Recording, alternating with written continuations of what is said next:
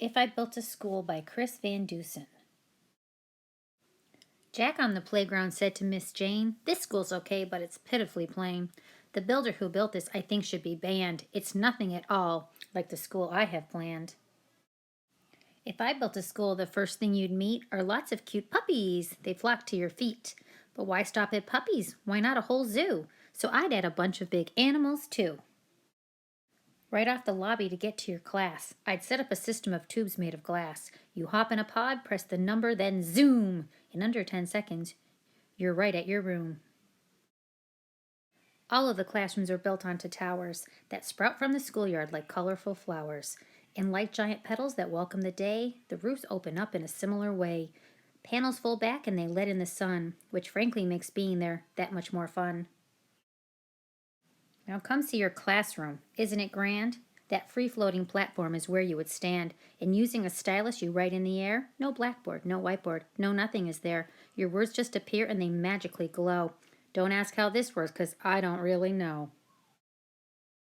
But you're not the only one floating around. Check out the desks. They don't touch the ground. These are my hover desks. See how they glide? They even have bumpers in case you collide. In my kind of classes, we wouldn't have tests. I'd liven things up with some hologram guests. Here are some samples of what I've been thinking. You might meet a T-Rex or Abraham Lincoln. The library's next, so let's have a look. You won't find your everyday regular books. These books come alive when removed from the racks. They pop up like pop-ups, but pop to the max. If you're not sure what a book is about, you'll find out quite quickly when something pops out. It's off to the gym, and this place is so cool. Around it, please note my perimeter pool. The pool's deep oval that everyone likes. You race underwater on submarine bikes. Up there is my trampoline basketball court. It's partly a bounce house and partly a sport. There's also a rock wall, and here's something new. I've added some skydiving wind tunnels, too. I just heard the lunch bell, so let's go and eat. I'd like you to meet my new robo-chef, Pete. He's 20 feet tall and he spins on a gear. You order your lunch in this microphone here. And Pete can make anything simple or weird, from PB and jelly to squid lightly seared. It's now time for recess. Let's head out the door. My playground is awesome, so much to explore. Fly on the zip line way up in the sky, or slide down the twisty slide 3 stories high.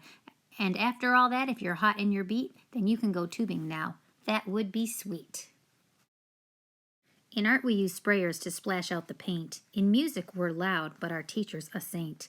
And over in science, just one of the features is lab-grown genetically modified creatures. We'll visit new places, travel, explore, 'cause we'll go on field trips galore. My specialty buses will tote us around. They dive underwater, they blast off the ground. And yes, they have wheels like our regular cars, which neatly retract when we rocket to Mars. My school will amaze you, my school will astound, but far the most fabulous school to be found.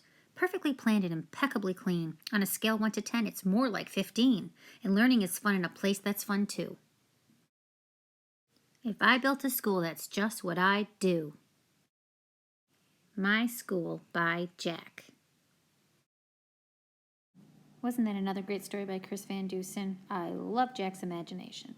You guys are going to get to use your imagination this week and create your own schools. So check out your Google Classroom for library to see what the activity is.